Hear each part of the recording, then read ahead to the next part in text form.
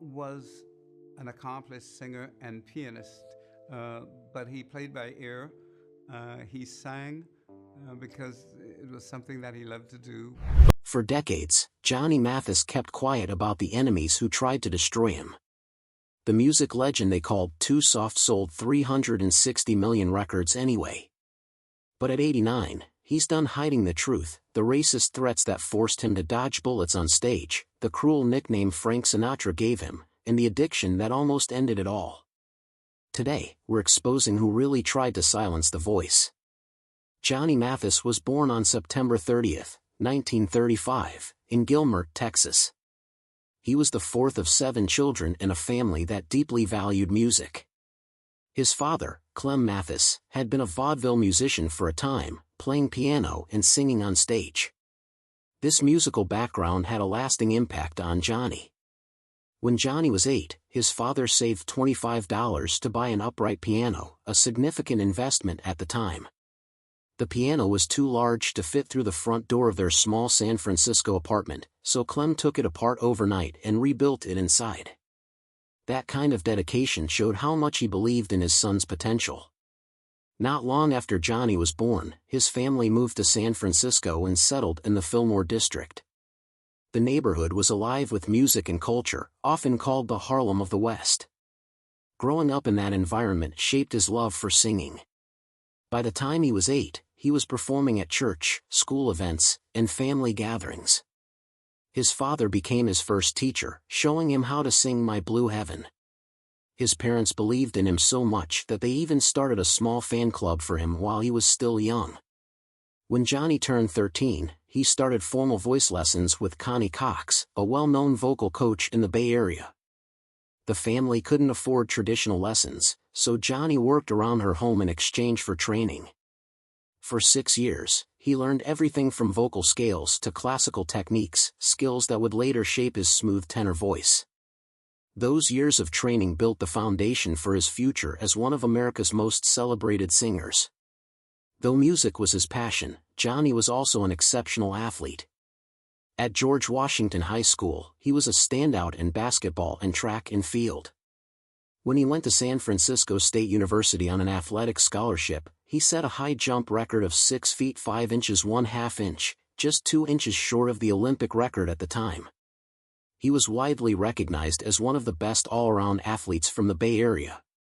While in college, Johnny started performing in local nightclubs. One day, during a Sunday jam session at the Black Hawk, something life-changing happened. Helen Noga, the club's co-owner, heard him sing and was immediately drawn to his voice. She saw his potential and became his manager. In 1955, she arranged for Columbia Records executive George Avakian to hear Johnny perform at Andy's 440 Club.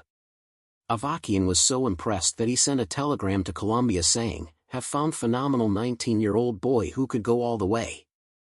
Send blank contracts." Later that year, Johnny signed his first recording contract with Columbia Records at just 19 years old. His debut album, Johnny Mathis, A New Sound and Popular Song, came out in 1956. The album featured jazz-inspired arrangements by Gil Evans and Teo Macero, highlighting Mathis's smooth vocal style. But jazz records weren't selling well at the time, and the album struggled commercially. It included songs like Easy to Love and Prelude to a Kiss, but it never made it onto Billboard's best-selling pop albums list, which had only 15 spots back then. When the album failed to make an impact, Columbia realized they needed a new approach. That moment became a turning point. Under the guidance of Mitch Miller, a key figure at Columbia Records, Mathis moved away from jazz and embraced romantic pop ballads. His debut album might not have been a hit, but it proved he had something special. His voice had warmth, control, and an emotional depth that set him apart. In late 1956, Miller took full creative control and rebranded Mathis as a balladeer. At a recording session that fall, Mathis recorded 2 songs that would change his career, Wonderful. Wonderful, and It's Not For Me to Say. When released in early 1957, Wonderful. Wonderful climbed to number 14 on the Billboard charts, while It's Not For Me to Say went even higher, reaching number 5. Both songs showcased Mathis's effortless tenor and lush orchestral arrangements, making him stand out during a time when rock and roll was taking over. Then came Chances Are, released in mid-1957. This dreamy ballad became Mathis's first #1 hit and remains one of his most beloved songs. Written by Robert Allen and Al Stillman, it captured his ability to express deep emotion through subtle vocal nuances. By the end of 1957, he had 3 top 10 singles, proving that Miller's vision had paid off. Romantic ballads became his signature sound, appealing to fans across generations despite the dominance of rock stars like Elvis Presley and Chuck Berry. A major breakthrough came on June 16, 1957, when Mathis performed on The Ed Sullivan Show. At just 21 years old, he sang in front of millions of viewers, turning him into a national celebrity overnight. The show was one of the biggest platforms for any entertainer at the time, and appearing on it meant instant success. Mathis performed some of his recent hits, including It's Not For Me to Say and Wonderful. Wonderful. The exposure sent his records soaring on the charts. Shortly after, Chances Are became a massive hit, reaching #1 and solidifying his place in American pop music. Critics praised Mathis for his velvety voice and polished stage presence. Unlike the high-energy performances of rock stars, his understated elegance connected with audiences who wanted something more romantic and timeless. His smooth delivery, combined with sweeping orchestral arrangements, made his music feel cinematic. That connection to film soon became real when MGM Studios invited him to sing It's Not For Me to Say for the 1957 movie Lizzie. Later, he performed A Certain Smile for another film soundtrack, expanding his reach beyond the music industry. In 1958, Johnny Mathis changed music history with Johnny's Greatest Hits. It wasn't just a collection of songs, it was the first album ever marketed as a Greatest Hits compilation. Before that, record labels didn't release albums this way, but Columbia Records' Mitch Miller had a bold idea. Mathis was touring and couldn't record new music, so Miller gathered his biggest songs, including Chances Are, Wonderful, and It's Not For Me to Say. The result was a groundbreaking album that spent 490 weeks on the Billboard best-selling pop LPs chart, nearly 10 years. That record held until The Dark Side of the Moon by Pink Floyd overtook it in 1983. The album's success didn't just make history, it set a new trend. Soon, other artists followed, including Elvis Presley with Elvis's Golden Records and later, the Eagles with their Greatest Hits 1971 to 1975.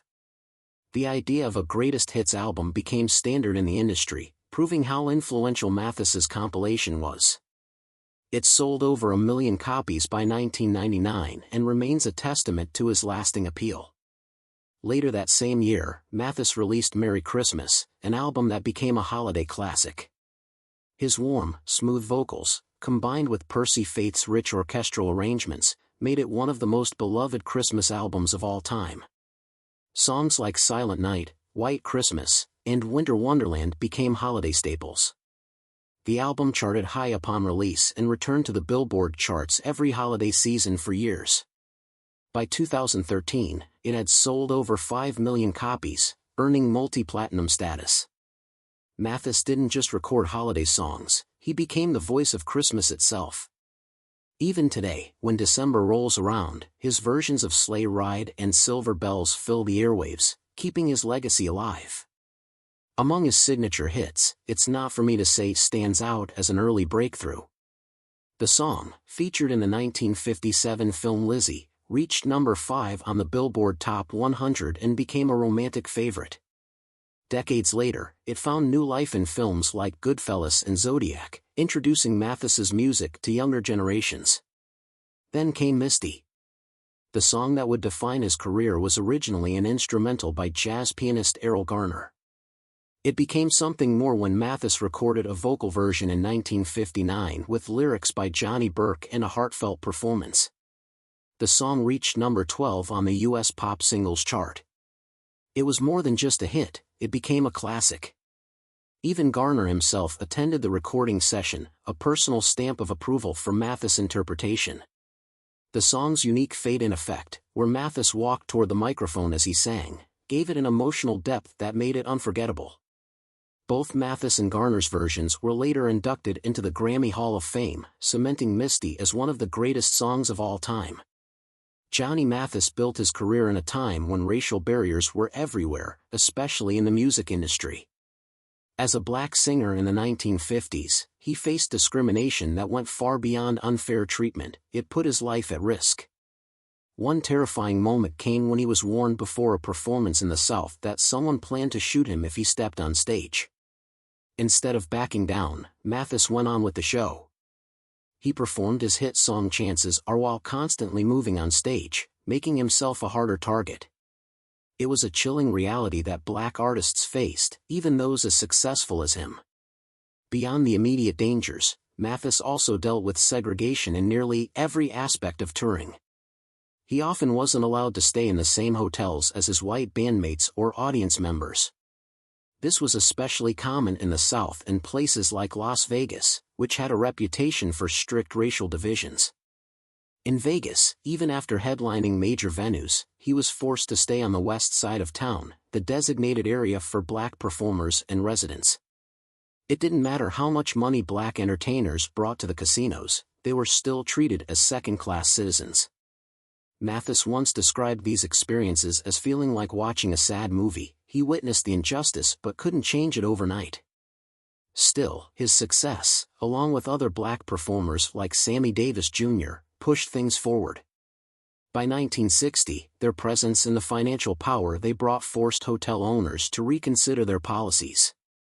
Desegregation on the Las Vegas Strip wasn't the result of one dramatic protest, it was a slow shift brought on by people like Mathis simply showing up, performing, and refusing to be pushed aside. The racism Mathis encountered shaped his perspective on equality, but he didn't let it define him. Raised in San Francisco, he had grown up in a more diverse environment and wasn't fully exposed to deep-seated racism until he started touring. Instead of responding with anger, he followed the advice of his parents, who told him to stay focused on his goals rather than dwell on injustice. He chose to resist in his own way, by continuing to perform, by refusing to let threats stop him, and by proving that talent couldn't be confined by segregation. Johnny Mathis's split from his longtime managers, Helen and John Noga, in 1964 was more than just a business decision, it was a messy, emotional turning point that reshaped his career and forced him to take control of his own future. The Nogas had discovered Mathis, built his career from the ground up, and at one point were like family to him. But by the early 1960s, cracks started to show. Helen Noga had been the driving force behind Mathis' rise to fame. She secured his first big contract with Columbia Records, helped him land hits like Chances Are and Misty, and even sold her jazz club, the Black Hawk, so she and her husband could focus entirely on managing him. Mathis even lived with the Nogas for a time, highlighting just how deeply intertwined their professional and personal lives were. But success didn't come without complications. Despite being one of the highest-paid entertainers of the era, Mathis realized his finances weren't growing the way they should have been. Between January 1961 and June 1964, his net worth had reportedly increased by less than $25,000. For an artist selling millions of records, this was alarming. Mathis suspected mismanagement, excessive commissions, and unnecessary expenses. Tensions reached a breaking point in October 1964 when he took the Nogas to court seeking to void his contract. Helen Noga didn't back down, she countersued, arguing that Mathis owed his success to her efforts. The legal battle became public and bitter, permanently damaging what had once been a strong partnership. The breakup wasn't just about money, Mathis wanted control. On his 29th birthday, September 30, 1964, he made a bold move by founding Roan Productions, a company that would oversee his concerts, TV appearances, and promotional work. 3 years later, he launched John Matt Records to produce his own music. This was a rare step for an artist in the 1960s, a time when record labels and managers held most of the power, but Mathis was determined to build something that was truly his. With new management under Ray Hahn, Mathis found stability. Hahn remained by his side until his death in 1984, after which Mathis took full control of his business affairs. But the split from the Nogas had taken a toll. The stress of the lawsuit, combined with a relentless touring schedule, left him physically and emotionally drained. He struggled with addiction to sleeping pills but eventually overcame it. Even as rock and roll exploded in popularity, with acts like the Beatles dominating the charts, Mathis proved his versatility. Instead of fading into the background, he adapted. Albums like Olé, 1965, which featured songs in Spanish and Portuguese, showcased his ability to evolve with the changing music industry. Johnny Mathis is known for his smooth voice and timeless hits, but behind the scenes, he fought personal battles that nearly derailed his career. His struggles with addiction started in the early 1960s when he was introduced to Dr. Max Jacobson, a physician with a reputation for treating celebrities with so-called vitamin shots. These injections were laced with amphetamines. At first, they seemed like a miracle. Mathis had been dealing with laryngitis, and suddenly his voice was back. He could perform night after night, sometimes 5 shows in a single evening at venues like the Copacabana in New York. But the energy boost came at a cost. The drugs took a toll on his health, and before he knew it, he was dependent. Alcohol became another problem. Champagne, in particular, was his drink of choice. At first, it seemed harmless, something to celebrate success.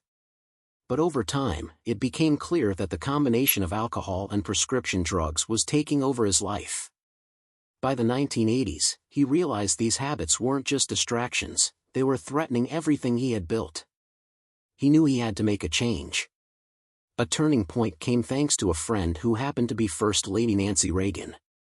She noticed his drinking at a reception and didn't hesitate to speak up. She suggested he had a problem and took action, arranging for him to enter the A. DeGrasse Rehabilitation Center in Maryland. The facility, run by Jesuit priests, focused on more than just detoxing. They helped Mathis understand why he had turned to drugs and alcohol in the first place. It was a life-changing experience. Later, he would call it the greatest thing that ever happened to him. Reagan's intervention wasn't just a personal favor, she was deeply involved in anti-drug efforts through her Just Say No campaign, and her support showed how powerful personal connections can be in the fight against addiction. But recovery wasn't just about professional help. Mathis leaned on his faith and family to get through it. Growing up in San Francisco, his parents had taught him resilience, and now those lessons proved invaluable. His family stood by him when he needed them most, offering love and understanding rather than judgment. Through it all, Mathis never let go of his passion for music. Even in his darkest moments, he kept recording and performing, creating some of the most memorable songs of his era. Hits like Misty and Chances are cemented his status as one of the best-selling artists of all time. After getting sober, he returned to the stage with a new sense of clarity and purpose.